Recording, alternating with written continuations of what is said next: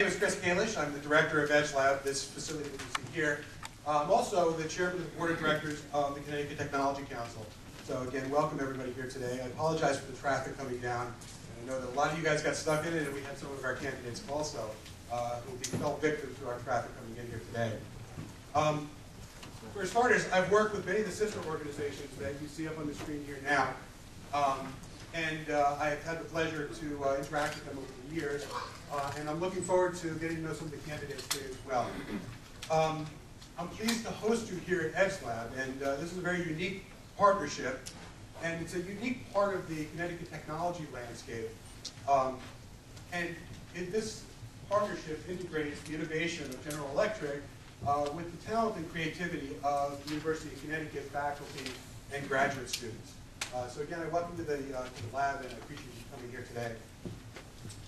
Today's forum brings together the state's innovation community and the candidates for governor for both the Republican as well as Democratic parties. We have a great deal to cover this morning and not much time, so rather than spend much time with introductions, I would like to refer you all to the program, which has material on all the host groups, our sponsors, as well as our candidates today. To keep the program moving, we'll have a rotation of questions. So each candidate will not answer every question, but everyone will have an equal amount of time to speak today. You will each have a closing statement to comment on any question you were not asked during the session. You have copies of all the questions for your reference. Our goal is not to surprise you, but to really begin a dialogue about innovation and job growth in the state.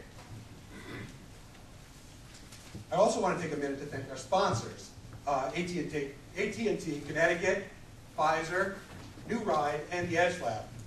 The entire event is being simulcast on the internet and will be available on our websites and others shortly.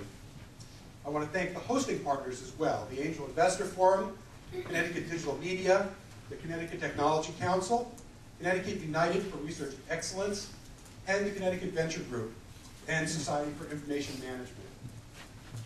And of course, for all of us in the state, I want to thank all of our candidates for their willingness to take on this challenging role at this critical time for Connecticut. So thank you very much. Now, let me ask Matthew Nemerson, President of CTC, who will also act as moderator today, to explain the ground rules for today. Matthew. Thank you, Chris. And the ground rules actually may change a little bit because it seems like the traffic has been especially harsh on our Republican candidates. So, Mr. Lieutenant Governor and Tom Foley, you will probably be asked to answer all the questions, even though it doesn't actually say that. So we'll sort of wing it. Exactly, true or false. You'll each be limited to 1-minute answers to keep things moving.